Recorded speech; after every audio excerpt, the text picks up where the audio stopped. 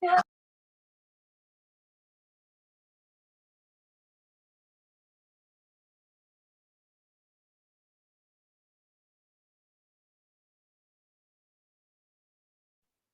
noite, meninas. Tudo bem? Boa noite, professora. Estejam Boa todas. noite. Alguém tem notícias do Natanael, meninas? Sabe se ele tá melhor? Parece que hoje ele deu uma melhorada, professora. A amiga dele falou no grupo.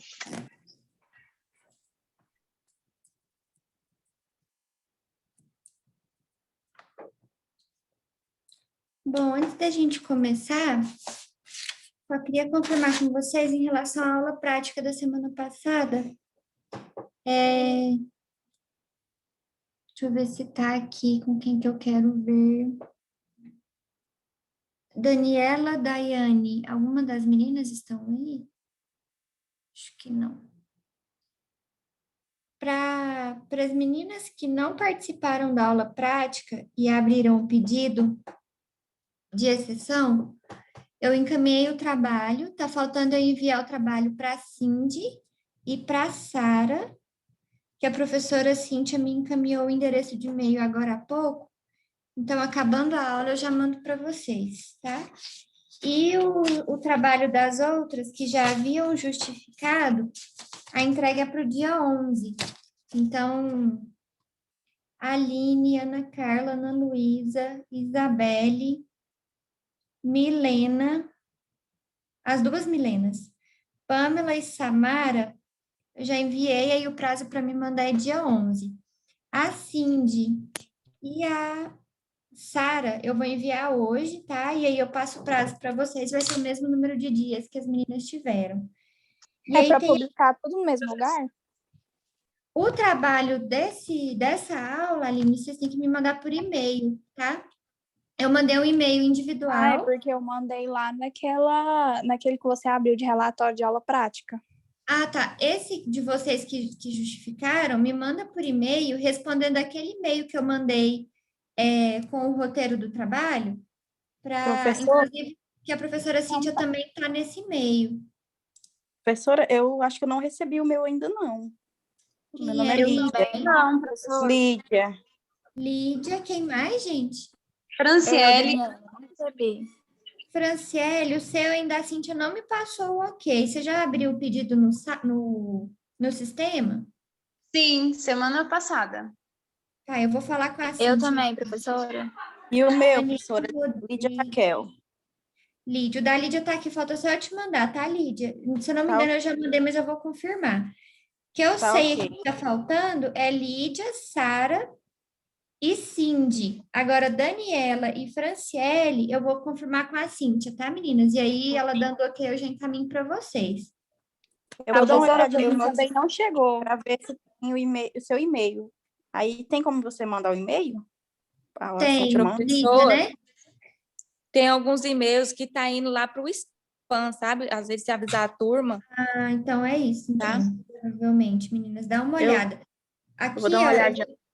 eu vou colocar o nome aqui, Cindy. Professora, Oi. hoje é a primeira aula que eu tô assistindo. Meu nome é Jéssica, eu não sei nem se tá na sua chamada.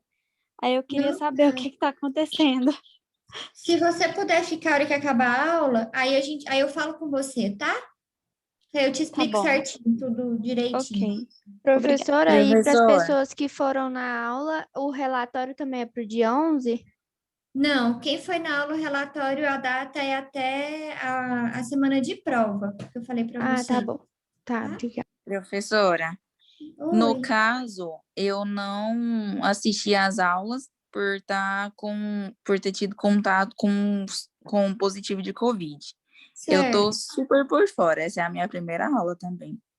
Tá, então você e a Jéssica podem ficar no final para a gente alinhar tudo certinho, tá bom?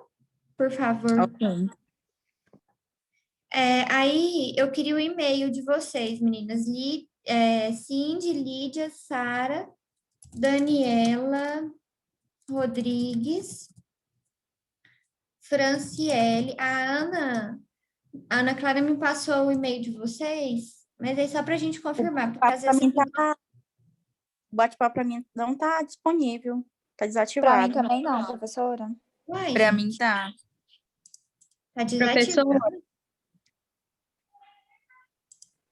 Vê se agora vai. Oi. esse e-mail que a senhora está enviando para as meninas é para quem não participou da aula prática, né? Isso. Tá ok. Para quem não participou. Obrigada, Lídia. Recebi aqui. Aí, meninas, só recapitulando, então, a Jéssica e a Cindy, que hoje é a primeira aula, ficam no final só para eu poder organizar direitinho com vocês a nossa vida aqui na disciplina de bromato. As meninas, a turma que participou, inclusive tinha até o Anderson, né? Que não está aqui na aula de hoje, que participaram da aula. Ah, não, às vezes ele está aqui na outra tela. Que participaram da aula prática na semana passada, vão me entregar o relatório no dia até a semana da prova, tá? Eu coloquei lá para vocês no AVA. E as meninas que ainda não receberam o meu e-mail, que a gente ainda vai organizar a nossa vida, eu vou mandar o prazo para vocês certinho. Quem vai me entregar o relatório até o dia 11 é a Aline, Ana Carla, Ana Luísa, Isabelle, a Milena Macedo, Pamela e Samara. Tá? Professora, eu acabei de enviar. Depois, se tiver como você me confirmar. Recebido, tá? Obrigada. Por nada.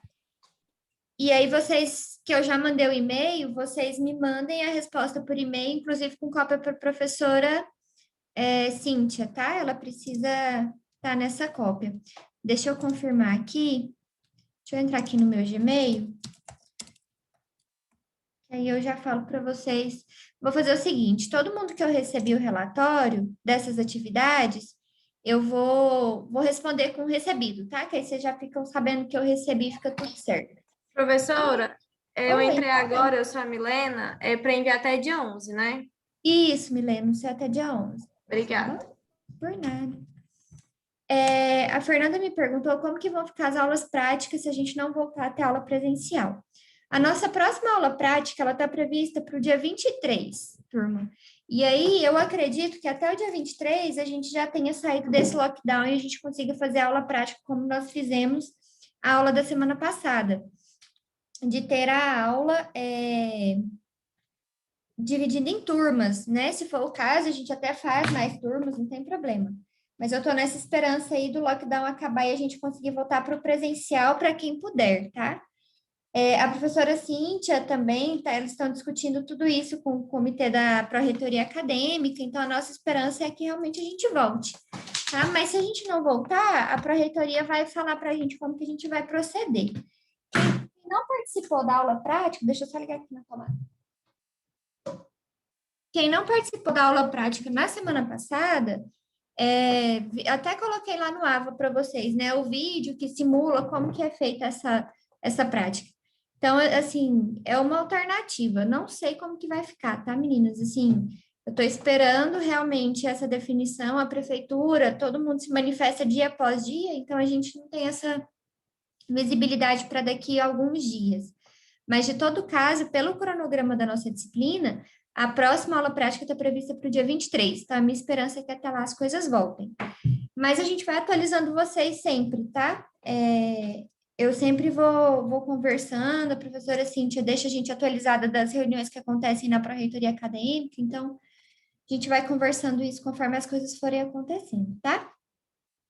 Eu vou compartilhar com vocês o material da nossa aula de hoje, que vai, inclusive, ajudá-las na elaboração do relatório da aula passada. Então, na aula passada prática, nós fizemos a determinação de umidade e de cinzas, né? A umidade nada mais é que fazer o alimento, fazer a base seca daquele alimento, né? E as cinzas, a gente determina ali o resíduo mineral fixo. Para a umidade, gente, eu vou colocar esse slide disponível para vocês na aula, assim que a gente terminar. Então, qual que é a conta que vocês vão fazer, né? A gente falou disso lá dentro do laboratório, mas só para reforçar, para não ficar nenhuma dúvida. Então, a umidade, ela vai ser, eu vou multiplicar o peso da amostra com o cadinho antes da estufa, que é aquele peso, o primeiro peso que vocês fazem, né? Que a gente pesa o cadinho, depois tara esse cadinho e pesa a amostra, né? Quando eu somo a amostra dentro do cadinho, eu tenho o peso do cadinho com a amostra. Então, esse peso aqui, menos aquele peso do cadinho lá depois da estufa, que é o que eu coloquei, que eu mandei para vocês, que o Adriano pesou para a gente depois, tá? Então, eu vou fazer esse peso aqui da amostra do cadinho antes da estufa, menos o peso final, né? E eu não lembro, eu falei para todo mundo, falei, gente, acontece às vezes, durante a pesagem, então a gente fez para a umidade, né? A gente pegou o cadinho lá, que já estava padronizado, vocês lembram? A gente pegou o cadinho padronizado, pesou esse cadinho com luva, para a gente não contaminar o cadinho com a gordura, com a umidade da mão, anotou o peso desse cadinho, tarou o cadinho, colocou lá 2 gramas de farinha. E aí a gente tem o peso do cadinho com a farinha. Esse cadinho com a farinha a gente colocou na estufa a 105 graus Celsius. A turma da primeira aula, as meninas da segunda aula conseguiram pesar, tá? E aí a gente já teve o primeiro peso. E aí no outro dia, o pessoal do laboratório voltou para a estufa por mais 2 horas e pesou de novo. Então, a gente tem ali 2 pesagens, tá? Desses cadinhos de umidade. E aí, eu comentei com vocês, falei, às vezes, a gente pesa o cadinho uma vez, quando a gente volta ele para a estufa para pesar de novo, acontece dele ter ganhado peso, tá? Isso aconteceu com a aula prática. Por que que isso acontece? Porque, às vezes, o alimento já perdeu toda a umidade que ele tinha, e aí, quando eu tiro da estufa, deixo no dessecador e volto, nesse procedimento, ele ganha umidade, por isso que ganha peso. E a gente está falando de uma balança analítica, né? Então, a balança analítica ela é muito sensível. Então, vocês viram lá que tem o peso, eu coloquei para vocês o peso da primeira pesagem e o peso da segunda pesagem, e qual era o peso para vocês considerarem.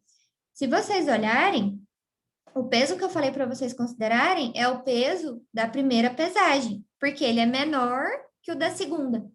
Se, por acaso, o peso da segunda tivesse sido menor, eu ia ter que continuar fazendo essa pesagem até essa perda estabilizar ou ele ganhar peso, tá? Que foi o que aconteceu. Então, a gente vai usar o menor peso, que é o peso seco da amostra, tá bom? E aí, vocês vão fazer essa conta de massa da amostra com cadinho antes da estufa, que é esse pezinho aqui, menos a amostra final, que é o peso que eu mandei para vocês, tá? Dividido pelo peso da amostra, que é aquela amostrinha que vocês pesaram lá no começo. Como é que vocês vão apresentar o resultado? Aqui vai dar uma porcentagem, tá? Quando vocês fazem a conta, vocês vão fazer a conta por cada cadinho, cada grupo tinha um cadinho, então vai dar aqui uma porcentagem. E aí, a gente apresenta o resultado como média e desvio padrão, tá? Para calcular a média... O N, então, vai ser massa da amostra mais o cadinho menos a massa do cadinho depois da estufa. Exatamente. Obrigada. Por nada. Dividido pelo P, que é a quantidade da amostra aqui, tá? Depois que vocês fazem essa conta aqui para cada uma das 3 amostras de vocês, aí vocês vão fazer média e desvio padrão. Se vocês não lembrarem como que faz na calculadora, vocês podem colocar no Excel, tá? Então, quer ver? Deixa eu mostrar para vocês como é que vocês vão fazer isso no Excel. É para fazer Aí. de todos aqueles valores? Não, Obrigada. vocês vão... Por nada, obrigada por avisar. Vocês vão fazer do grupo de vocês, tá? Então, igual nós que não foi para aula prática. Quem não teve aula prática é uma outra atividade, que é o que eu falei para vocês. Eu mandei por e-mail individual. Quem já tinha dado, a professora Cíntia deu deferimento na justificativa, e aí eu mandei por e-mail um outro tipo de atividade.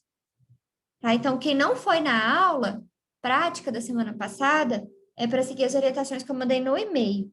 E tem algumas alunas, que eu até falei aqui no começo da aula, que eu ainda vou mandar o e-mail com essa atividade, porque foi validado pela professora Cíntia ontem, tá? E quem não assistiu nenhuma aula, que é o caso da Jéssica e da Sara, não, da Cindy, A Jéssica e a Cindy, aí ficam no final da aula para a gente conversar direitinho para eu explicar como que vai funcionar. Tá? Tá, Quem então tiver... no caso, como eu enviei o relatório, então não tem nada para fazer mais, por enquanto. Não, seu relatório substitui o que as meninas vão fazer da aula prática, Tá, entendi. tá bom? Mais alguma dúvida, gente? Não? Então, agora deixa eu compartilhar com vocês. A nossa aula de hoje, a gente vai discutir o que que é essa importância das cinzas, tá? A gente vai falar agora, vocês vão lembrar muito da aula prática, para que que a gente faz essa análise de cinzas. Mas antes, a gente vai falar um pouquinho sobre as técnicas de análise de alimentos. A gente falou disso numa aula passada, teórica, tá? E agora a gente vai só fechar esse conteúdo. Então, nós temos os métodos Professora. convencionais. Oi. Inclusive, essa aula que falou desses métodos aí, eu não consigo assistir ela. Tem alguma coisa lá, acho que é porque tá no YouTube.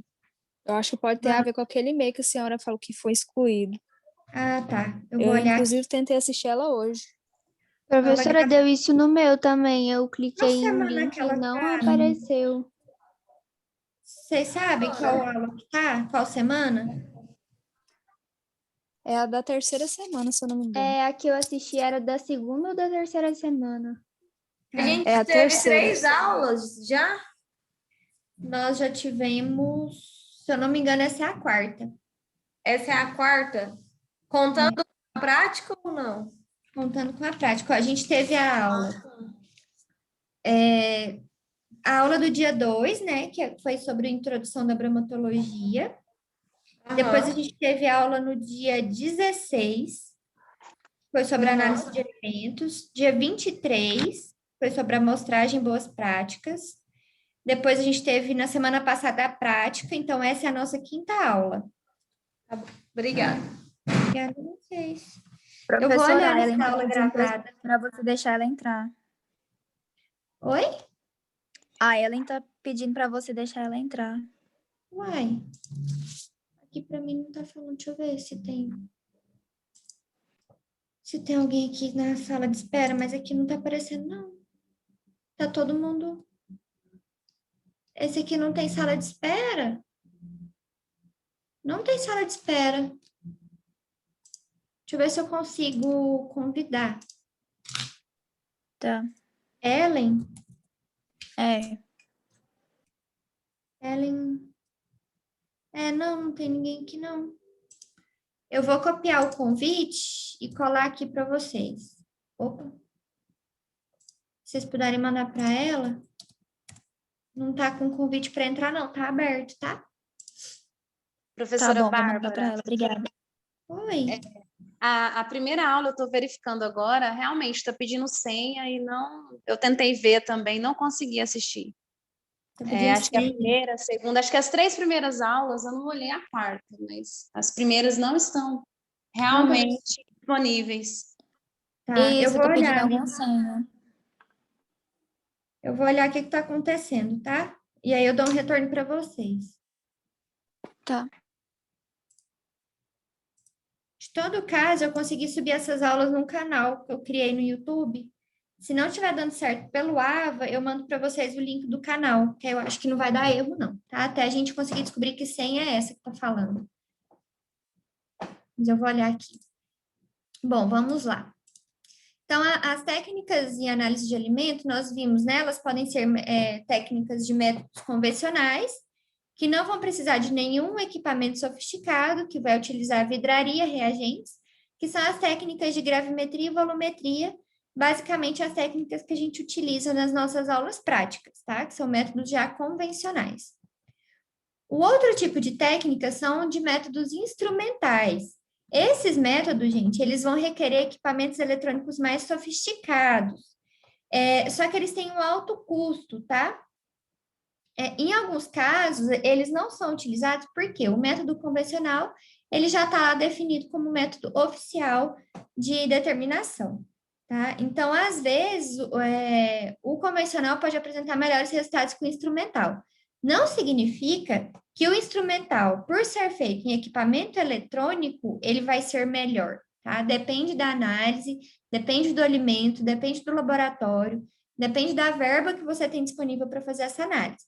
Então, igual análise de umidade, análise de cinzas, são análises de métodos convencionais que já estão padronizados na literatura, já são métodos oficiais de determinação. Então, todo mundo já sabe que para fazer umidade é por secagem em estufa a 105 graus e cinzas na mufla 550 graus, né? São técnicas já padronizadas na literatura. Então, as técnicas de gravimetria, que é uma técnica convencional, ela vai consistir em você isolar o componente que você deseja e pesar a parte isolada, que é o que nós fizemos, né? Eu desejo identificar o teor de cinzas de um alimento. Então, eu vou isolar a parte que corresponde a essas cinzas e pesar. Então, eu consigo ter pela pesagem o teor de cinzas. É um método convencional gravimétrico, tá? E os volumétricos, eles são baseados na medida do volume de uma solução da concentração conhecida, que equivale a uma quantidade de componente desejado. Então, aqui é quando a gente vai fazer análise de algum alimento que vem na forma de volume, tá? A gente usa isso daqui na técnica de Bly-Dyer para identificar lipídios, tá? A gente vai fazer essa técnica na aula prática também. Então, a gente utiliza esses métodos convencionais muito na nossa prática, tá? Eles não é porque são métodos mais simples que são métodos inferiores em termos de resultados. Então, nós temos os métodos oficiais, quando a gente fala dos tipos, né, de métodos de análise, são métodos já determinados por uma legislação ou uma agência de fiscalização.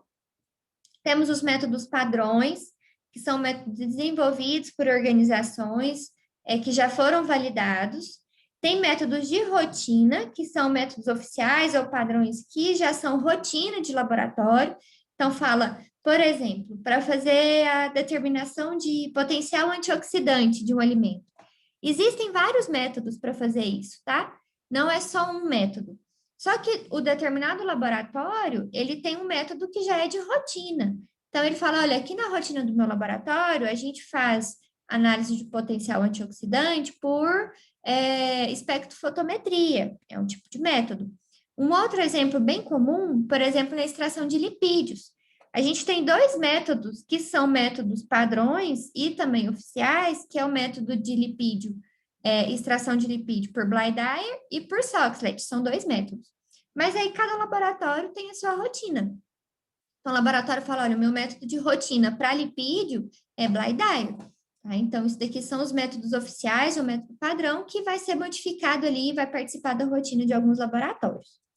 Nós temos os métodos modificados, que são quando os métodos oficiais ou métodos padrões sofreram alguma modificação, e tem os métodos automatizados, que possibilitam a obtenção de resultados com mais rapidez, exatidão e reprodutibilidade, tá? Aqui, esses métodos automatizados, a gente faz mais na determinação, por exemplo, de minerais. Então, quando eu fui fazer a análise de minerais da amostra de frutos, por exemplo, no laboratório, a gente só conseguia fazer a determinação de cinzas, né, de resíduo mineral fixo. Mas eu precisava entender quais eram essas cinzas, né? Era ferro, era cálcio, fósforo, potássio. E aí a gente levou, então, para fazer essa análise em parceria com um laboratório particular em Goiânia, e eles fizeram essa determinação por um método automatizado. É um equipamento que você faz lá a diluição do resíduo mineral fixo, né? Eu já levei essas cinzas para o laboratório, eles têm a diluição já determinada pela literatura, e o equipamento faz a leitura dessa solução. E aí ele fala, ó, tantos por cento é isso, tanto aquilo, né? Ele já dá tudo certinho ali descrito. É um método automatizado. E são métodos mais caros, tá, gente? Esses métodos automatizados. Geralmente são bem mais caros. E aí vocês falam, mas, poxa vida, como é que eu vou saber qual método que eu vou escolher? Tá? A gente precisa levar em consideração uma série de coisas. A gente precisa entender que a escolha do método é muito importante.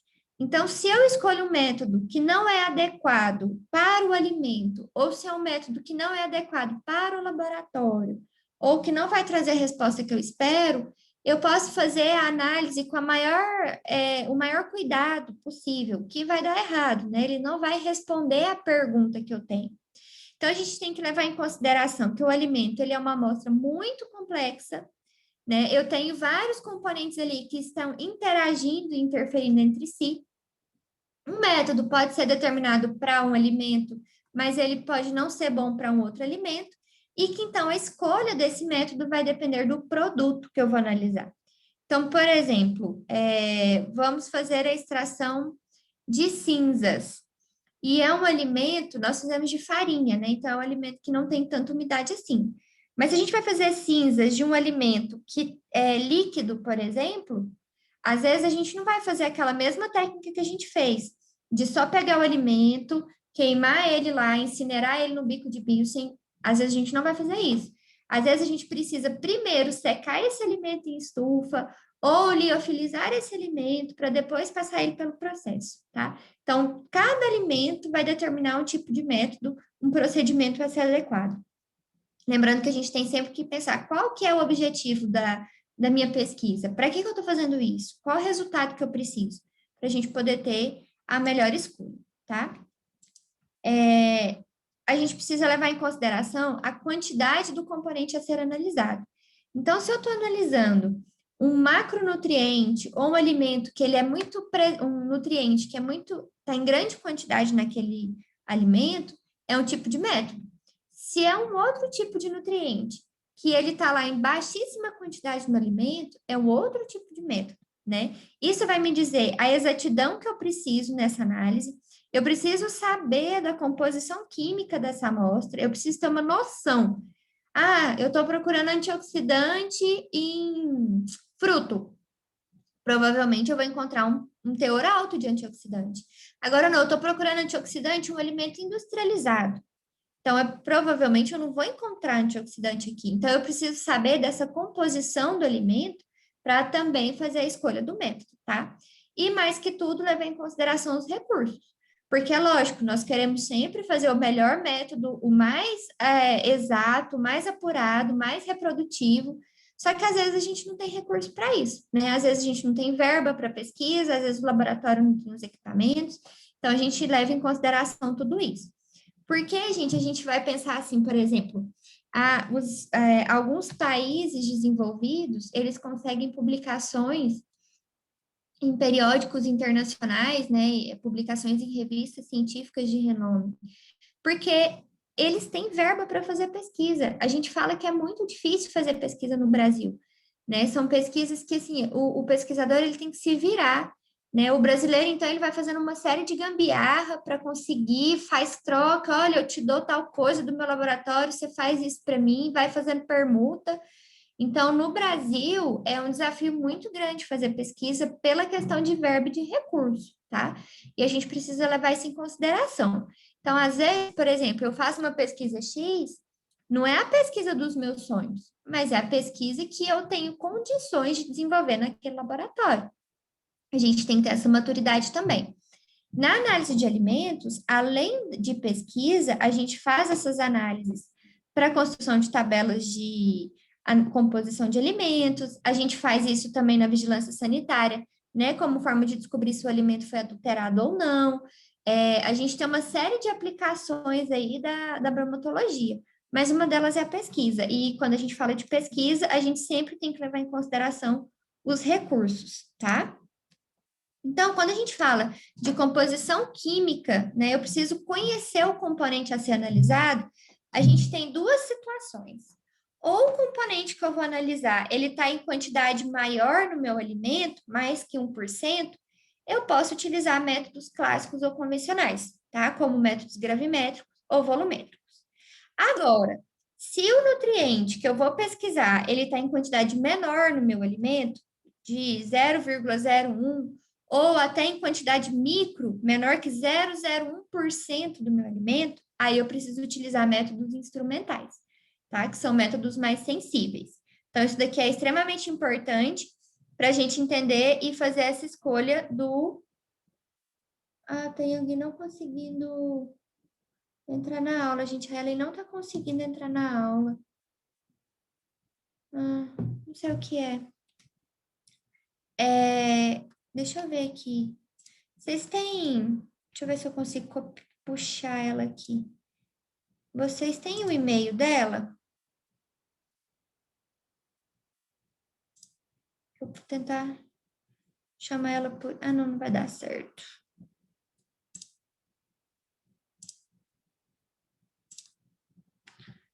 Ellen.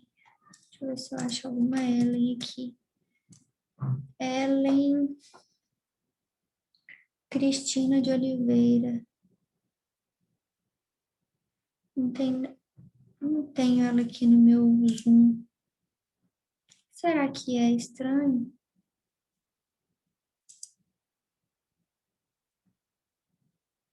Eu não sei. Bom, também que tá gravando, né? Depois ela assiste qualquer coisa. Bom, voltando aqui. Perdi meu... Professora, Oi. esses valores aí é igual mais que 1%, a senhora tira da onde? Da tabela de composição? alimentos. Isso. Se não tiver na tabela de composição, você pode olhar no rótulo do alimento. Agora, professora, é um alimento que não foi pesquisado ainda, a gente não sabe. Igual eu fiz com alguns frutos do cerrado. Aí a gente tem que ir pela noção, por exemplo, é um fruto. Se é um fruto, eu sei que ele tem muita água, né? Basicamente tem muita água. Se eu vou fazer determinação de lipídios no fruto, será que esse lipídio é menor que 1%? Então, quando a gente está falando de macronutriente, carboidrato, proteína e lipídio, é tranquilo, porque provavelmente, né, assim, 99,99% das vezes vai ser em mais que 1% do alimento. A não ser que, por exemplo, eu estou determinando proteína do alface. Aí a gente já sabe, tem inclusive na tabela de composição de alimentos, que é menos que 1%, é 0,4%, se eu não me engano. Mas a gente vai na tabela de composição de alimentos, se não tiver no rótulo, se não tiver, aí a gente tem que ir pelo que a gente sabe de composição mesmo.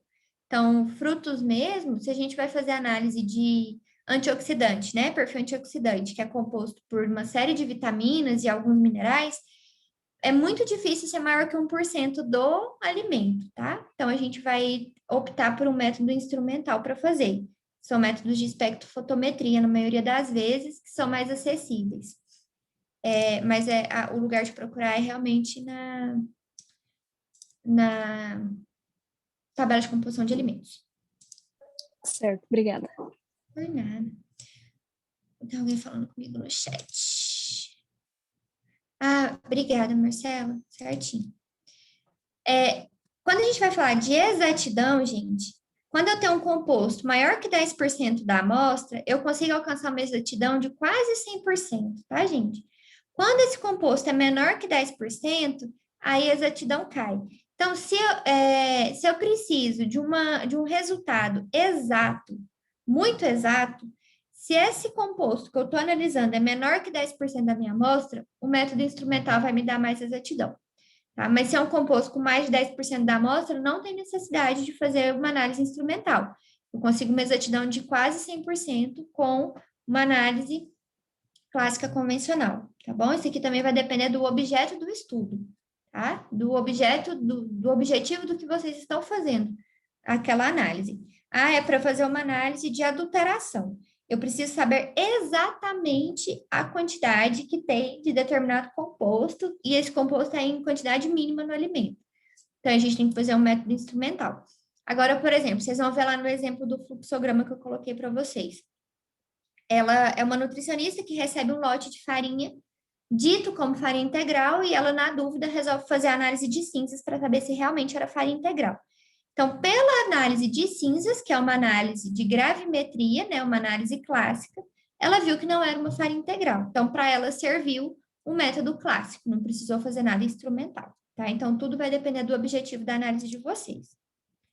Quando a gente fala de composição química da análise, da amostra, a gente precisa entender que, eu quero analisar, por exemplo, teor antioxidante.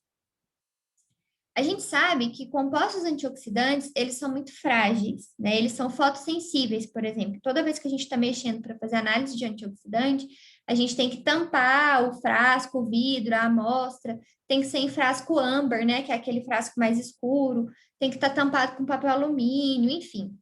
Porque a própria luz pode interferir. Vitamina C é a mesma coisa, a gente tem que tomar todo cuidado, porque é uma amostra fotossensível. Então, na maioria das vezes, dependendo do composto que eu vou analisar, eu vou fazer um extrato, eu vou tirar, né? O que é extrato? Eu vou extrair aquele composto que eu quero analisar para eu sim ter uma amostra ali mais fácil, com menos interferências das demais, tá? Então, isso pode acontecer, dependendo da amostra e do que eu quero analisar. E aí, quando a gente fala de recurso disponível, é o que eu falei para vocês, é extremamente importante a gente saber quanto a gente tem disponível, né? Quanto que a gente pode gastar, quais os recursos que eu tenho na mão para poder fazer a pesquisa. E aí vai depender, gente, não só de laboratório, tá? Vai depender se vocês têm um reagente, vai depender se vocês têm o pessoal ali para ajudar, porque vocês viram que quando a gente vai para o laboratório, vou fazer cinzas, por exemplo, eu vou gastar no mínimo 6 horas para fazer uma análise do começo ao fim. Né? A gente fez cinzas ali e deixou lá para o Adriano pesar para a gente depois. Mas esse tempo também, né, é um recurso que tem que estar disponível. Ah, se eu não posso, eu tenho que ter uma equipe que está comigo. Então, se eu não posso, a colega vai me ajudar. Essa colega, ela precisa estar treinada, ciente do seu trabalho. Você precisa ter o tempo e o conhecimento para fazer esse treinamento. Então, isso também envolve, tá? Equipamento, reagente, pessoal. O custo geral da operação está envolvido na escolha desse método, tá? E aí, quando a gente fala, então, de cinzas ou resíduo mineral fixo, são sinônimos, nós estamos falando da matéria de origem inorgânica, tá? Por isso que a gente pegou a farinha, colocou lá para incinerar, né? Fez aquela fumaça toda no laboratório, o povo achou que a gente estava botando fogo na faculdade, toda hora alguém ia lá na porta. A gente faz essa incineração. O que a gente está incinerando ali, gente? Matéria orgânica. Então, carboidrato, proteína, lipídio, a água evaporou, tudo foi para o espaço. O que sobrou no cadinho é a matéria inorgânica, tá? São os minerais. E eles estão distribuídos na natureza, tem várias funções metabólicas. Vocês já devem ter visto isso na disciplina de alimentação e composição de alimentos, tá? Disciplina mais introdutória, lá no primeiro e segundo período de vocês. Essas cinzas, gente, esses minerais são divididos em macro ou microelementos. Os macroelementos são os elementos maiores e os microelementos são os elementos que a gente chama de traço, tá? Em quantidades menores. Então, quem são nossos macro e microelementos? Aqui, ó.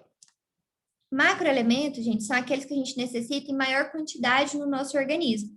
Cálcio, fósforo, potássio, sódio, cloro, magnésio e enxofre. E os microelementos a gente precisa em quantidade menor. Ferro, cobre, zinco, cobalto, manganês, iodo, flúor, selênio, tá? Cromo e silício. Todos eles, gente, macro e micro, eles são essenciais para as nossas funções vitais. Fornecem caloria, gente? Sim ou não? Não. Não fornecem caloria, tá? Eles são micronutrientes. Eles não fornecem energia. Só fornecem energia, caloria, os macronutrientes. Carboidrato, proteína e lipídio. Minerais não fornecem, mas são essenciais. Aí uma pergunta. Nosso organismo produz minerais? Nós produzimos cálcio, fósforo, potássio, cobalto, manganês, iodo. Sim ou não?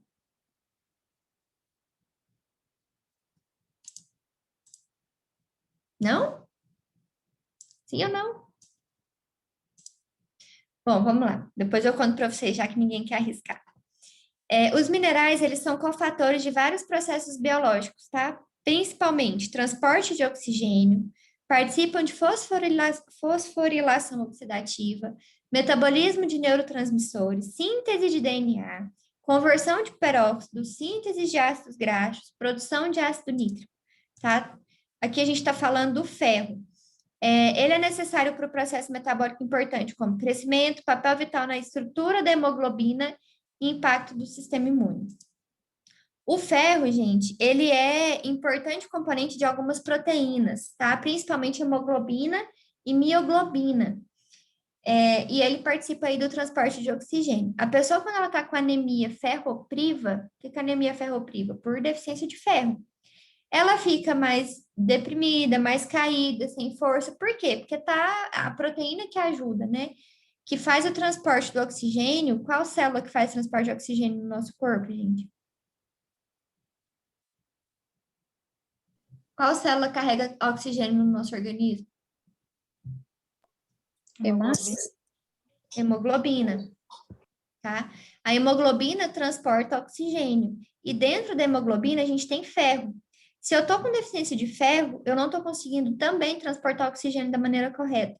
Então, a pessoa ela não tem energia, ela não tem força para fazer, tá? Essa é uma das principais funções do ferro. No estômago, esse ferro, ele vai sofrer a ação do ácido clorídrico, que vai facilitar aí a absorção do ferro, tá? Uma parte do ferro vai ser eliminada pelo intestino, é o que confere a cor das fezes, tá?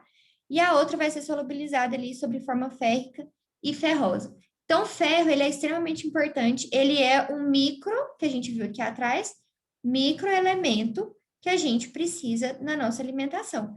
E ele está presente ali dentro dos minerais do resíduo mineral fixo que a gente determinou na aula passada. O ferro, eu acho que vocês já ouviram falar disso, ele pode ser M ou não M. Já ouviram falar disso? Aqui eu só estou revisando com vocês, tá? Sim. Tá bom. O ferro M, gente, ele está presente nas carnes. É o ferro que está associado com a hemoglobina e com a mioglobina. O ferro não M é uma outra parte do ferro que está presente principalmente em vegetais, grãos e suplementos. Qual ferro a gente absorve melhor? Ferro M ou não M? Ferro M. Ferro M, tá? Ele é muito melhor absorvido para nós que o ferro não M.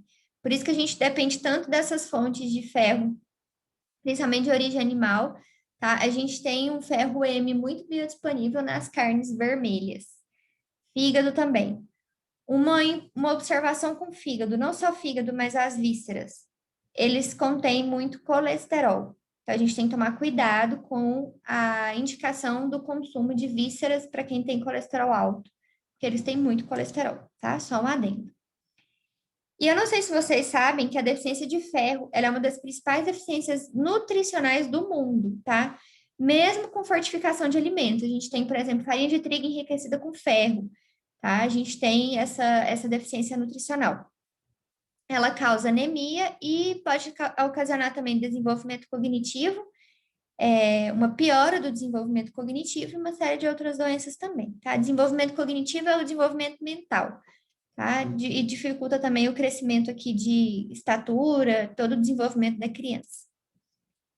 O cobre, gente, aqui eu não vou falar de todos, tá? Os micro. Eu tô falando só de alguns para relembrar, e aí eu coloquei para vocês lá no AVA também um capítulo do livro que está lá na biblioteca virtual de vocês, de bromatologia. Nesse capítulo resume aí todos esses micronutrientes. Uma dica: sempre que vocês tiverem oportunidade de revisar o papel de cada um desses micronutrientes, a dose desses micro, o que acarreta a deficiência, revisem, tá, gente? A gente sabe que são muitos, e não é fácil de decorar cada um deles. Então, sempre que vocês tiverem a chance de reestudar isso, de reler, dá uma lida, porque vale a pena que vocês vão, aos poucos, armazenando isso aí na cabeça de vocês. E lá no livro de bromato que eu coloquei o capítulo, tem isso lá também bem resumidinho para vocês, e tem na biblioteca virtual de vocês também, tá? Bom, o cobre, ele também tem uma série de funções no nosso organismo. Ele serve até para a gente conseguir absorver melhor o ferro, tá? E ele participa também na síntese da hemoglobina, e, logicamente, na síntese das hemácias. E a riqueza de concentração de cobre vai depender do solo. Então, é aquela conversa que a gente teve, né? Todos os alimentos, por exemplo, um vegetal produzido em Goiás tem o mesmo teor de cobre que um vegetal produzido em Minas Gerais, Mato Grosso?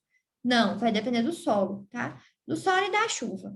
E também o gado, né, que consome o capim ali, que come a pastagem, também vai absorver isso na carne, enfim, que a gente consome, e aí também isso vai reverter na nossa alimentação. Então, isso vai depender, tá? A principal fonte de ferro que a gente tem na nossa alimentação são as carnes, principalmente fígado, as outras, peixes, grãos integrais, legumes e nozes.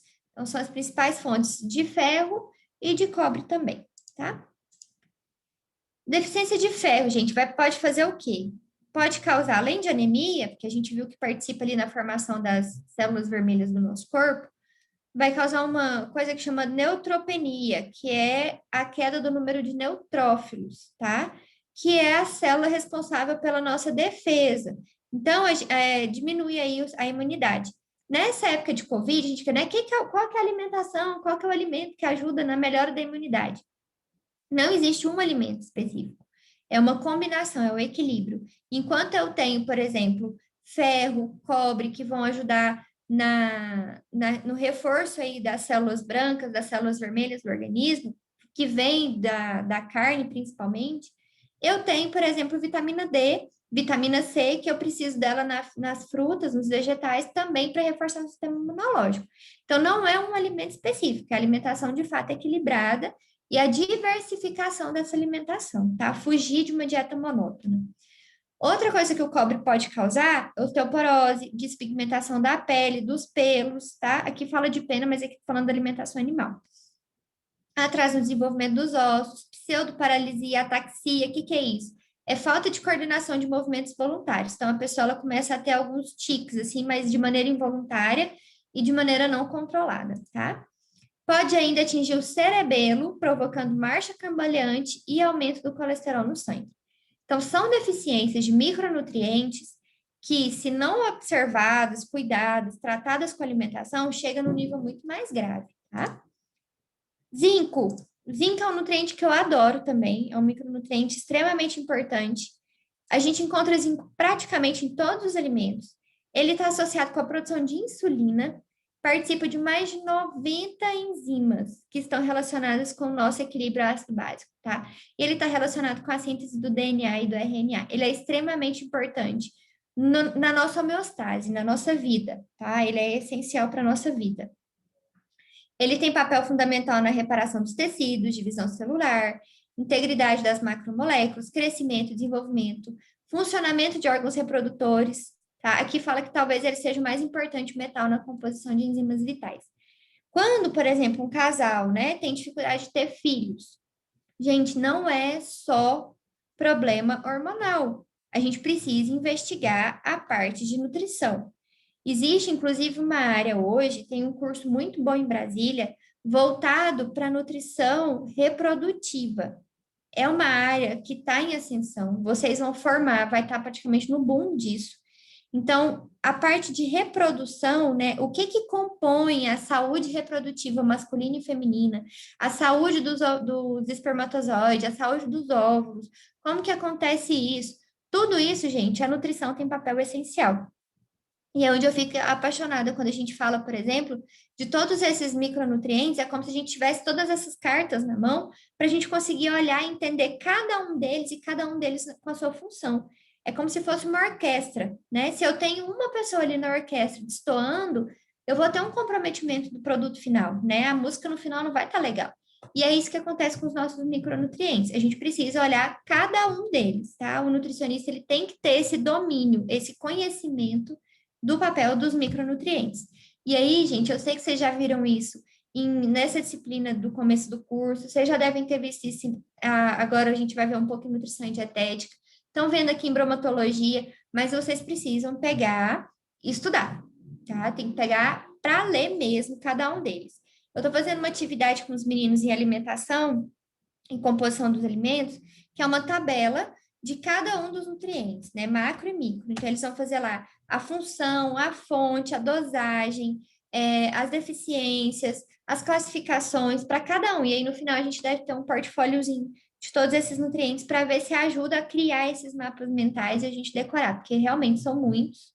Não é fácil, mas a gente precisa ir tentando e cada vez se inteirando mais disso, tá?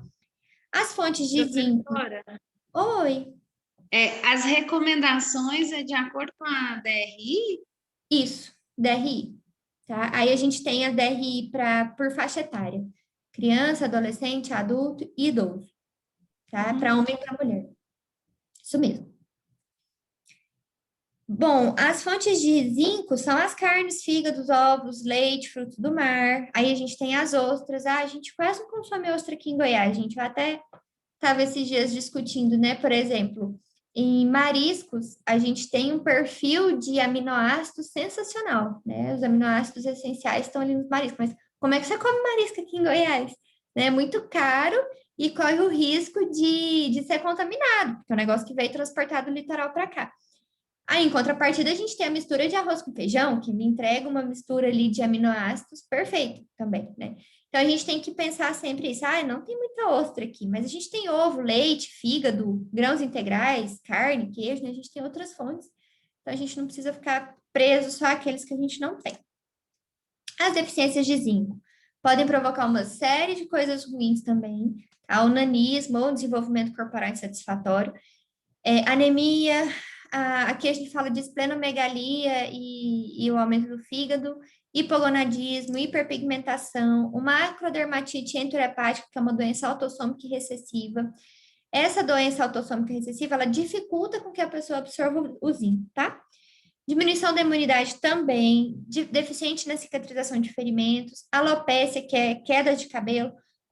Vocês lembram daquele, eu acho, tá, gente? O Lucas do BBB, que tinha uns buracos assim na cabeça, provavelmente ele é alopécia. É diferente da pessoa que vai ficando calva, né? Eu tô ficando calva. Você olha aqui assim, começa a fazer a entrada do cabelo. Então, a pessoa, quando perde cabelo assim, não é alopecia. A alopecia é uns buracos mesmo que vai fazendo na cabeça, tá? Diarreia, distúrbios psicológicos, malformações congênitas e mau desenvolvimento. Então, essa parte de distúrbios psicológicos, gente, eu não sei, foi uma coisa que eu descobri depois que eu formei. Então, por exemplo, a pessoa vegetariana, ela pode ter uma série de problemas desde que a dieta não seja equilibrada do ponto de vista nutricional, né? Macro e micronutrientes. Então, quando a pessoa não consome carne vermelha, ela precisa ter uma fonte de micronutrientes muito diversificada na dieta dela à base de vegetais, porque pode causar principalmente esses distúrbios psicológicos. Eu conheço uma pessoa que teve uma síndrome do pânico, uma depressão causada por deficiência de iodo, tá? E aí, quando foi dosar, estava com deficiência de zinco, magnésio, alguns outros minerais. Por quê? Porque a pessoa não consome isso na carne vermelha e não repõe na fonte vegetal. Então, foi um médico, depois de vários médicos, para descobrir a causa, né? Alguma das origens. Então, às vezes, são doenças que a gente não para pensar que tem origem nutricional e vai olhar, tem. Então, é aquilo, a gente tem que entender o poder do micronutriente. Nós podemos prescrever exames, tá? Ué, parece que minha tela caiu, gente. Vocês estão vendo minha tela? Tá. Prescrever os exames e saber interpretar, tá bom? Porque isso daqui a gente ajuda na saúde como um todo. E o cobalto, é o último que eu trouxe para vocês de micronutrientes. Ele existe no corpo, na forma aqui, armazenamento da vitamina B12 no fígado, a gente sabe que é extremamente importante. As enzimas, várias enzimas, precisam de cobalto para poder trabalhar, tá? Um deles é a metionina, que inclusive é uma enzima que está super em alta, né? Vocês devem ter ouvido falar aí, tem muita gente, inclusive, tomando metionina, porque ajuda aí na questão de controle de sono, de bem-estar, enfim. Então, o cobalto, ele participa da B12, que também faz parte da manutenção das nossas células vermelhas. E aí, os alimentos que têm B12 são alimentos principalmente de origem animal. E quando a gente tem uma deficiência de cobalto e vitamina B12, a gente pode ter uma doença que se chama anemia macrocítica, tá? É uma deficiência bem séria. Pode causar, essa doença, né? Causa fadiga, falta de resistência física, perda de sensibilidade, depressão mental também, parestesia e a macrocitose, que é o aumento do tamanho das células. Então, são micronutrientes que muitas vezes passam despercebidos e que têm uma função super essencial no nosso organismo. Aí eu vou repetir a pergunta para vocês. O nosso organismo produz minerais? Sim ou não? Vocês têm 50% de chance de acertar ou de errar. Alguém chuta, gente? Alguém chuta? Não, professor. Não, professor. Não, nós não produzimos micronutrientes, tá? A gente não produz minerais. A gente precisa consumir da alimentação, tá? Que bom que vocês responderam, que eu já estava ficando triste. A gente precisa consumir eles pela alimentação, porque a gente não produz, tá? E aí a gente tem alguns métodos para fazer a determinação desses minerais. Então, beleza. Eu fiz lá as cinzas, né? A gente tem as cinzas lá da nossa farinha, mas para determinar qual mineral tá ali, se é ferro, se é cobre, se é flúor, se é zinco, a gente precisa prosseguir com a análise, tá? Então, o método mais utilizado, gente, são métodos espectrofotométricos, tá? Então, são análises instrumentais e que a gente não tem muito acesso a ela porque é muito cara, é um equipamento gigantesco, caro, de difícil manuseio, então a gente praticamente não tem isso. Nos laboratórios, alguém falou comigo. Vai, Marcelo, eu vou colocar o slide para vocês. Bom, então, as cinzas que a gente determinou, ela é a quantidade total de minerais que a gente tem na nossa amostra, tá? Ele é o produto inorgânico que a gente queimou lá, vai ser a matéria orgânica, ela vai ser transformada em dióxido de carbono, água e nitrogênio. O que sobra são os minerais, que vai dar ali para nós o resíduo mineral fixo, que é o que a gente determinou, a indicação da riqueza desses elementos minerais na nossa amostra, certo? O que nós fizemos então? Só para recapitular, a gente pegou a nossa farinha, destruiu a matéria orgânica queimando lá no bico de Bunsen, depois a gente jogou lá na mufla. Por que a gente não joga direto na mufla, gente? Porque se a gente jogar direto na mufla, a gente vai ter ali uma grande quantidade de matéria orgânica que pode pegar fogo. E pegar fogo nessa mufla a 550 graus Celsius não é nada agradável. Tá? Então, a gente faz essa queima antes de colocar na mufla por segurança. Tá? Se fosse algum material líquido, a gente poderia até mesmo fazer a liofilização antes de colocar na mufla.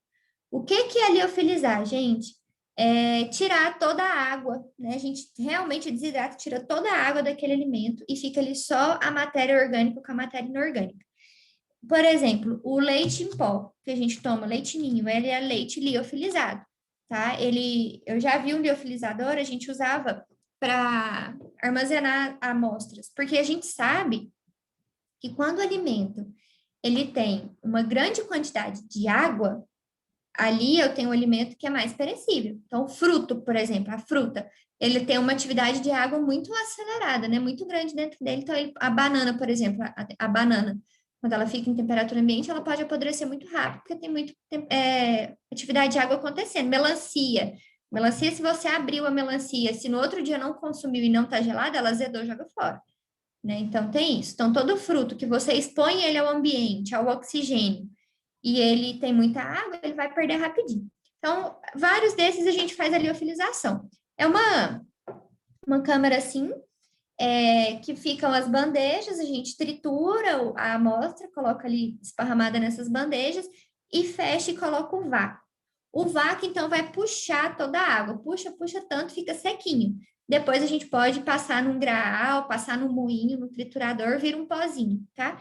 Então, a indústria de alimentos utiliza muito dessa questão de liofilização para aumentar o tempo de vida útil. A gente fala o tempo de prateleira do produto, tá? Porque daí eles conseguem vender esse produto por um tempo maior, não vai perder. Então, a gente faz isso para aumentar o tempo de vida do produto. Então, se é um produto líquido que tem muita água, a gente pode fazer a liofilização primeiro, para depois fazer lá a incineração no bico de Bunsen e depois levar para a mufla, tá bom?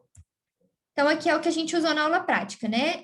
A gente tem aqui a balança analítica, que é o que vocês usaram. Vocês viram que ela tem as portinhas dos dois lados, aqui em cima, para poder evitar com que o ar que passe aqui mexa, porque ela é muito sensível. Esse autossecador a gente usou na aula, a gente vai usar em todas as aulas, praticamente, dentro do laboratório de bromato. E os cadinhos de porcelana, que são super resistentes à temperatura, vocês viram que eles não quebram. Pode ser que ele trinque, tá? Até um grupo mexeu com um que estava trincado. Como que eu vou trincar esse cadinho, gente? Quando eu pego um cadinho que está a 550 graus Celsius, dentro da mufla, por exemplo, e taca ele em cima da bancada de mármore. Ou quando a gente pega ele lá do bico de Bunsen, que está super quente, põe ele numa superfície fria, gelada. É um choque térmico que ele pode acabar trincando. Trincou o cadinho no meio da análise, pode desprezar, não vai dar certo, tá? Pode fazer igual a gente fez com essa amostra das meninas que tombou dentro da estufa. Termina a análise, mas lá no final você vai ver que o desvio padrão vai ficar muito alto, você vai precisar descartar esse valor, beleza? Bom, e para que a gente faz essa determinação de cinzas em laboratório? Então, a gente precisa fazer isso quando eu tenho alimentos que a quantidade de cinza ela não é desejável, né? Ela não vai ser palatável. Então, eu quero açúcar, gelatina, amido, esses alimentos são mais ligados à farinha, né? Que dá essa consistência para os alimentos. Eu não quero cinzas ali no meio, então não é desejável. A gente tem, quando eu quero fazer análise, por exemplo, de algum mineral específico, eu quero determinar ferro, eu quero determinar zinco, eu quero determinar cobalto, e eu sei que vai estar dentro das cinzas, então a gente primeiro faz a análise de cinzas para depois seguir com a análise do mineral específico que eu quero. Tá? Quando a gente precisa isso para algum fim nutricional, para segurança, e essas cinzas também podem identificar alguma adulteração do produto, tá? Então, vamos supor, eu estou fazendo análise de cinzas de farinha de trigo, a gente fez de farinha de trigo branca e integral.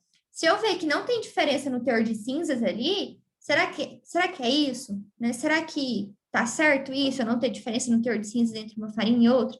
Então, a gente usa isso também para buscar adulteração de produto. E aí, como eu falei para vocês no laboratório, aquelas pinças que a gente usa é mais segura quando a gente leva o cadinho de lado. Né? Se eu estou levando a pinça assim, com o cadinho para baixo, é muito fácil dele escorregar e cair. Então, quando a gente posiciona aqui de lado, igual está na foto, é mais seguro, o risco do cadinho cair é menor. Tá? Por quê? Porque para baixo, gente, eu estou totalmente a favor da gravidade. Então, qualquer coisa que eu soltar aqui vai cair. De lado, a gente quebra um pouquinho essa força da gravidade, me dá mais estabilidade, tá? Bom, a Organização Mundial de Saúde reconhece o papel de 18 minerais, tá? Como fundamentais para o bom funcionamento do nosso organismo. E aí, os minerais são inorgânicos e eles vão estar sempre combinados com algum outro elemento químico. No nosso organismo, gente, ele vai estar geralmente quelado, tá? O que que isso significa? Eu vou ter um mineral junto com uma matéria orgânica. Quando eu tenho esse mineral quelado, eu facilito a absorção dele, tá? Geralmente, esses minerais no nosso organismo, eles estão colados com as enzimas, com hormônios, com proteínas, né? Que no caso são os aminoácidos. Eles estão envolvidos em quase todas as nossas funções metabólicas, e aí nós temos eles como materiais essenciais para a nossa manutenção. E aqui, gente, a resposta que vocês deram, eles não são sintetizados por nossos organismos vivos. A gente precisa dos minerais vindo da nossa alimentação. Mais uma vez, a importância da variedade, de não ter uma dieta monótona, tá? São divididos em macro e microelementos, que é o que a gente viu lá atrás. Então, os macroelementos, a gente precisa de uma quantidade maior que 100 gramas por dia. Já os microelementos, menos que 100 miligramas por dia, tá? E aí eles têm todos, tanto macro quanto micro, funções essenciais. O que vai diferenciar é a quantidade que eu preciso por dia do mineral, beleza? Aqui, gente, super importante. Dietas restritivas, quando a pessoa faz aquelas dietas loucas, malucas, elas podem provocar gradativamente a carência de um micromineral. E a gente não sabe como que vai ser o resultado disso a longo prazo. Pode causar uma doença psicossomática, pode desenvolver uma depressão, pode ajudar no desenvolvimento de uma doença que vai atrapalhar a pessoa com a locomoção, tá? Então, tem uma série de funções que esses 18 minerais estão envolvidos, que com o tempo a pessoa vai entrar numa doença que muitas vezes ela nem vai imaginar que veio de uma carência de um micromineral, tá? Então, isso é muito, muito sério, por isso que a gente não pode, né? A gente tem que tomar muito cuidado, essa questão de dieta restritiva. A gente não consegue controlar as variáveis de uma dieta restritiva assim, tá? Bom, o nosso corpo humano, gente, ele é composto de 4 a 5% de minerais, ou seja, se a gente passar o nosso corpo numa incineração, né? Tem gente que quando morre quer ser queimado, vira cinzas.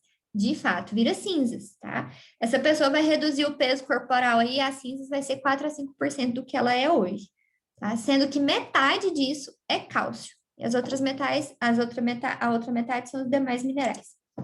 O ferro, né? Ele é um micronutriente que tá aí super importante para o nosso organismo.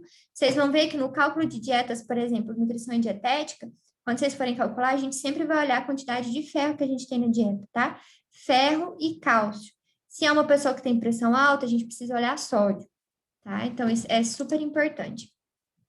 Então, aqui o ferro e o cálcio, a gente tem sempre ele como os 2 micronutrientes essenciais para todo ser humano, para todo organismo. Se a gente está falando de uma pessoa vegetariana, aí a gente tem que olhar uma série de outros minerais, tá? Bom, em termos de legislação, gente, vocês já viram quando a gente fala assim, o alimento é rico em, o alimento é fortificado em, tá? Isso está numa lei, que é uma lei que foi divulgada em 1998, e essa lei, para a pessoa falar que o alimento ele é fonte de alguma coisa, ele tem que ter pelo menos 7,5% da DRI quando é um líquido ou 15% quando é um sólido.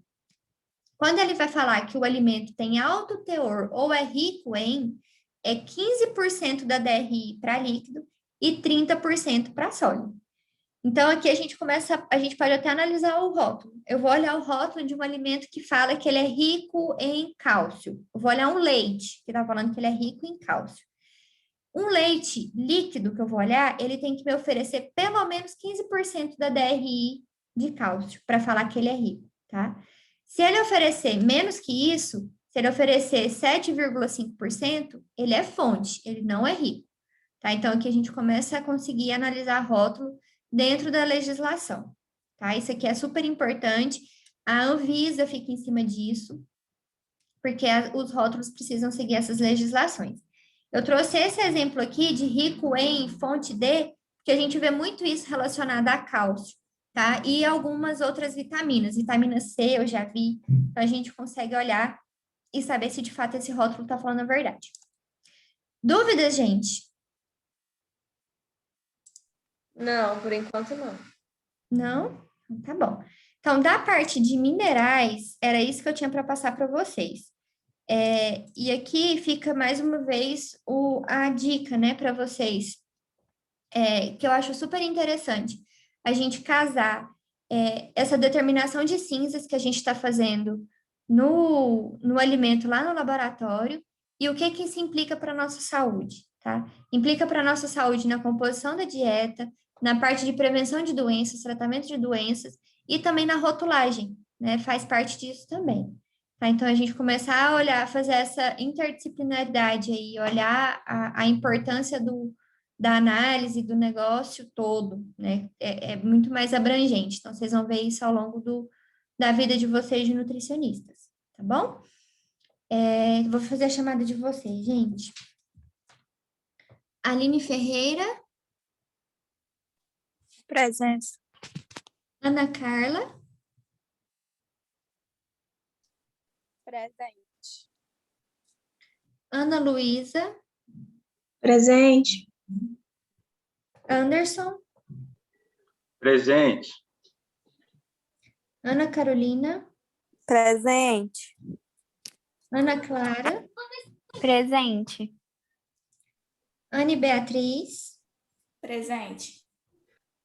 Cindy. Presente. Daniela Rodrigues. Presente. Daiane da Silva. Daiane, tá bom. Obrigada, Daiane. Eulália. Presente. Fernanda de Souza. Presente. Fernanda Lobo.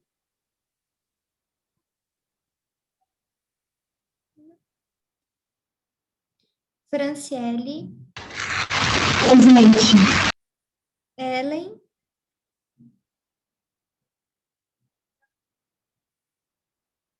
Ellen tá aí?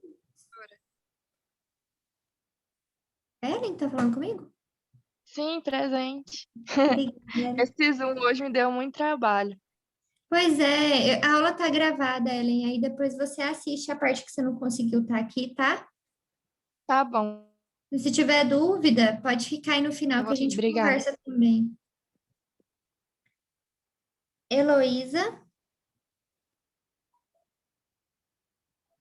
Isabelle. Presente. Heloísa tá aí. Isabelle Aguiar.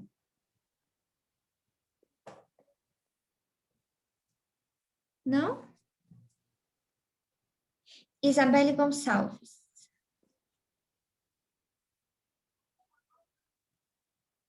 Júlia. Presente. Lana, Lídia, Presente. Luanda, Presente. Maria Mônica,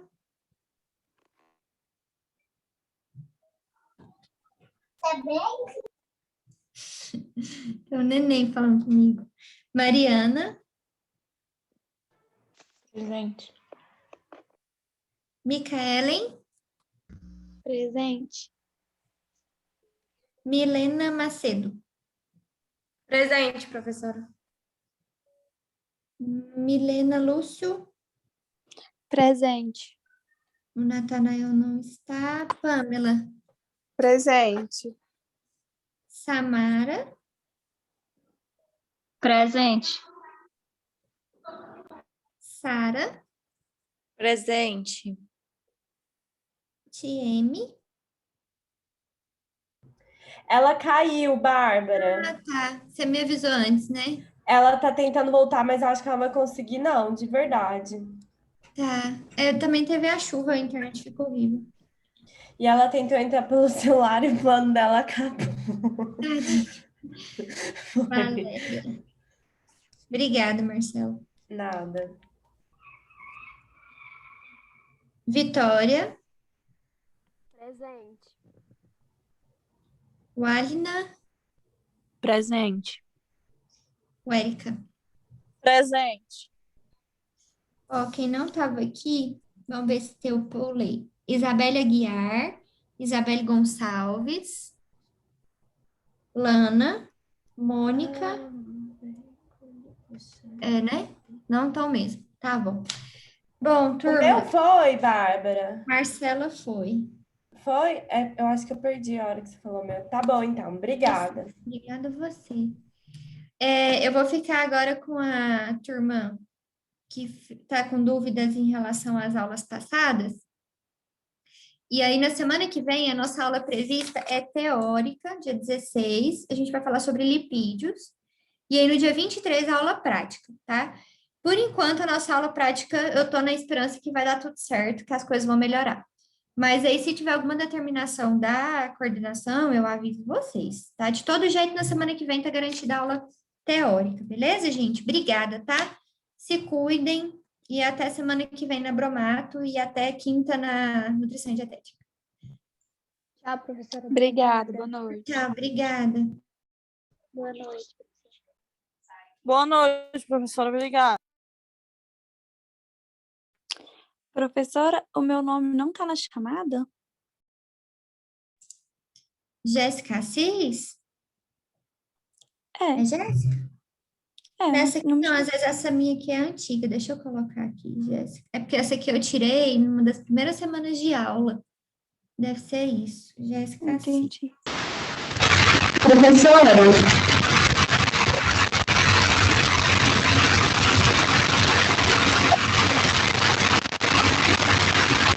professora Bárbara, tá me ouvindo? Tô chiando bastante. Tá. Eu queria fazer uma pergunta. Posso?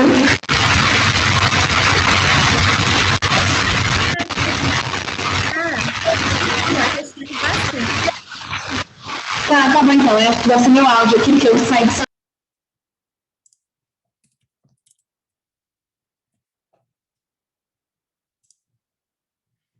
Isso, Fran. Se você consegue analisar os minerais em uma amostra a partir das cinzas. Exatamente isso. O que a gente faz quando eu quero, por exemplo, analisar um mineral específico? Eu quero analisar ferro. Então, a primeira coisa que a gente faz é tirar as cinzas. Eu extraio as cinzas e aí, com essas cinzas a gente parte para a determinação do mineral específico, tá?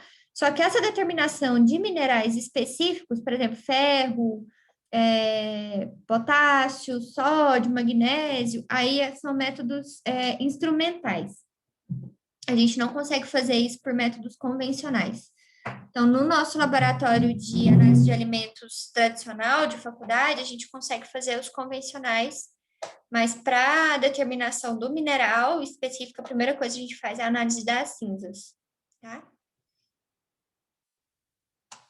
Respondi sua pergunta? Respondeu. Tá bom. Ellen. Ellen, o seu trabalho vai ser... Você não participou da aula prática, né? Vai ser o trabalho da exceção, né? Que a professora Cíntia passou para a gente.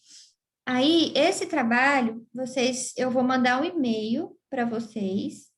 O que que acontece? Eu tenho aqui a autorização da Cíntia para mandar o trabalho para a Cindy, para a Lídia e para a Sara.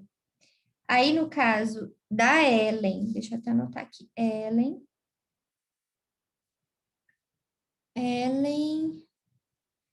Franciele,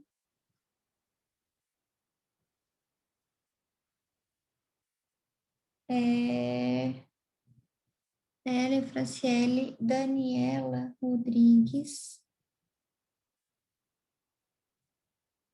a Jéssica, a Cis. Eu vou falar com a Cíntia se eu posso já encaminhar para vocês, porque ela tem que deferir o pedido no AVA e me passa. Às vezes ela me passou e eu perdi o nome, enfim.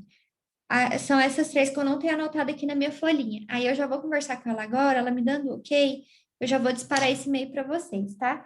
Esse e-mail, meninas, ele é enviado, eu envio individual, então eu mando para cada uma de vocês com o nomezinho, o roteiro e as orientações e o prazo, tá? Para fazer o trabalho. E aí vocês me respondem nesse mesmo e-mail. Assim que eu receber, eu vou falar para vocês, eu recebido, ok, tá? E aí eu corrijo. Esse relatório da aula prática, e no caso de vocês, essa atividade para substituir o relatório da aula prática, vale 19 pontos, tá? Então, eu fiz um roteirinho lá para vocês, para não ficar dúvidas. E aí eu vou mandar. Então, no caso das meninas que eu falei o nome, das três, eu já vou mandar agora, assim que acabar. E agora, de vocês quatro, eu vou confirmar com a professora Cíntia, e aí eu já mando para vocês. Provavelmente ela pode até ter me passado o nome e eu não anotei aqui, tá? Mas eu falo com ela sem problema nenhum. Quem assistiu a primeira aula hoje, o que acontece? A gente teve já a aula de introdução ao estudo da bromatologia, uma aula sobre métodos clássicos e modernos de análise de alimentos, um pouco do que eu falei hoje também de novo.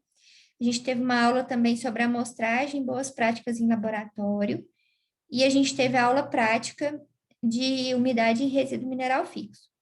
Então, o que vai acontecer? As meninas me falaram que a aula está pedindo senha lá no AVA. Eu vou olhar aqui agora, ver se está assim mesmo. A Ana Clara até me ajuda com isso. Se estiver pedindo senha, eu vou passar para vocês o link do canal do YouTube, que é o que eu estou colocando essas aulas. Pelo YouTube não precisa de senha. Então, eu vou conferir o que eu oriento vocês a fazerem. Assistam às aulas, tá? Vão assistindo isso aos poucos, assistam às aulas. Eu vou ver com a professora Cíntia que dia que foi efetivada a matrícula de vocês, porque se a matrícula foi efetivada semana passada, vocês não têm falta das aulas de antes, que vocês não estavam matriculados, tá? E aí a gente vai tratando esses casos individuais. As aulas, a aula de amostragem, boas práticas de laboratório, tem um fórum para vocês responderem, mas ainda tem prazo, tá? Então, vocês podem entrar lá no AVA, deixa eu compartilhar aqui com vocês, e responderem por lá. Será que eu fechei? Aqui. Então, aqui, ó, na primeira semana, a gente não tem atividade, tá? Eu dei essa aula aqui, eu ainda vim como professora convidada, então, eu coloquei aqui a aula, mas quando eu clico aqui, para mim, aí, ó, tá vendo? Tá pedindo uma senha da Cíntia.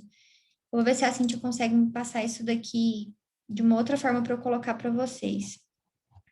A semana 2, a gente não teve aula, então não tá nada aqui no AVA. Na semana 3, tem uma atividade de pós-aula, que é um fórum. Vocês conseguem também postar ainda. Ó. Já recebi 8, mas vocês ainda conseguem postar, porque o prazo vai até o dia da prova. A semana 4... Que dia que é a prova? é dia 6 de abril, Certo. tá? A semana 4 tem, a aula tá aqui, deixa eu ver se ela vai abrir. Essa aula aqui abre, ó. A aula tá ali. Vocês estão vendo minha tela? Sim. Ah, então tá bom. E tem um fórum sobre amostragem. Esse fórum também vale nota, tá? Eu já recebi uma resposta aqui, já tem 11 pessoas respondendo. Então, esse daqui também tem até a data da prova para vocês fazerem.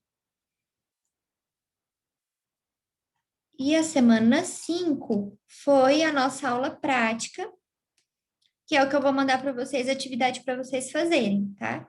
Quem vai fazer o relatório é quem fez a aula prática presencial, que é esse relatório aqui. Vocês vão fazer a atividade que eu vou mandar por e-mail. Para vocês fazerem, vocês vão assistir esses 2 vídeos aqui, tá? De determinação de cinzas e de umidade, que é o que a gente fez no laboratório, só que aqui é um vídeo bem resumidinho de uma professora que eu achei. Então, é a simulação do que a gente faz no laboratório. E a semana 6 é a aula de hoje, tá? Então, eu vou colocar aqui para vocês a aula de hoje.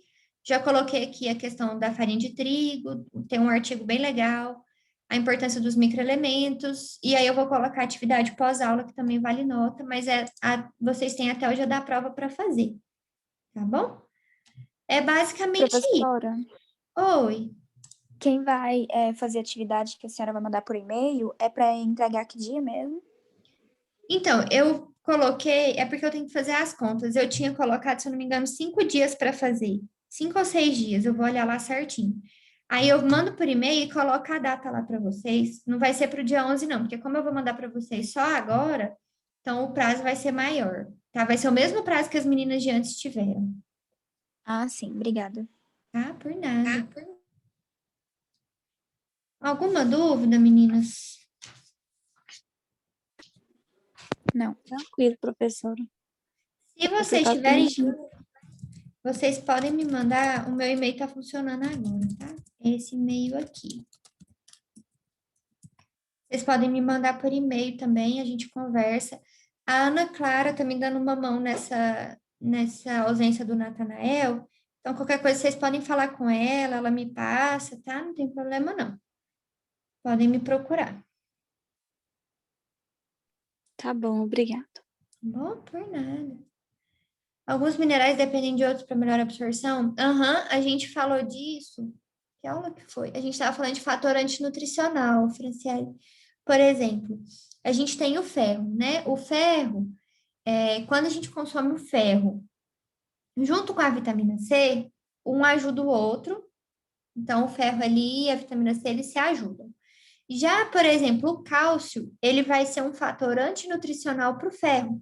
Porque quando eu consumo o cálcio junto com o ferro, eles vão brigar pela absorção. Então, a gente fala que na necessidade da ingestão de ferro, então, no caso de uma anemia, por exemplo, a gente precisa saber o melhor horário para colocar o cálcio, porque senão ele vai brigar com o ferro. Não vai ser bom nem para um nem para o outro. Então, existe uma interação entre minerais, tá? Essas interações, se eu não me engano, vocês vão estudar melhor na disciplina quando estuda patologias de dietética, tá? Porque existem essas interações. As mais conhecidas é o ferro, que não combina com o cálcio, tá? Os fitatos, que estão presentes principalmente nas cascas de feijão, de algumas leguminosas, também não combina com a absorção de alguns aminoácidos, que aí não é nem minerais, mas de alguns aminoácidos presentes no feijão. Então, existem esses fatores antinutricionais, essa interação de minerais para absorção, tá? Mas daí vocês vão ver em outras disciplinas, se eu não me engano, é nessa disciplina de patologias, tá? Em algumas doenças específicas, tá? Mas interagem sim. Tanto para o bem quanto para o mal. Quanto para melhorar a absorção, quanto para piorar a absorção. Obrigada a você. Alguma dúvida, meninas? Não, professora. Obrigada. Boa noite. Por nada, gente. Qualquer dúvida, me procurem, tá? Sejam bem-vindas ao curso. E se vocês estiverem fazendo a disciplina de nutrição e dietética, eu estou com vocês na quinta-feira à noite. Aí qualquer dúvida também podem me procurar, tá bom? Se cuidem, fiquem bem. Eu vou olhar esses vídeos do AVA. Qualquer coisa vocês me avisam também. Pode falar com a Ana Clara me passa. Tá bom? Eu estou à disposição de vocês. Boa noite para vocês. Até mais, se Deus quiser. Tchau, tchau.